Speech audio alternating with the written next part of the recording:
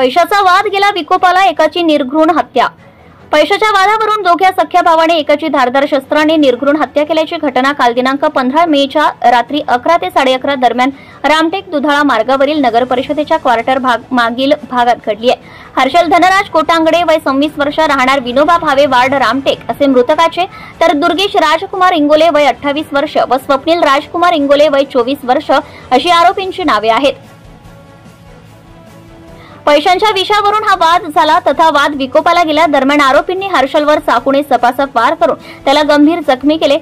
त्याला प्रारंभी उपजिल्हा रुग्णालय रामटेक व नंतर मेयो रुग्णालय नागपूर येथे नेत असताना वाटेतच हर्षलचा मृत्यू झाल्याची माहिती रामटेक पोलिसांनी दिली आहे। रामटेक पोलिसांनी कलम 103.135 नुसार गुन्हा दाखल केला असून आरोपींच्या अटकेची प्रक्रिया सुरू असल्याचं सांगण्यात आले।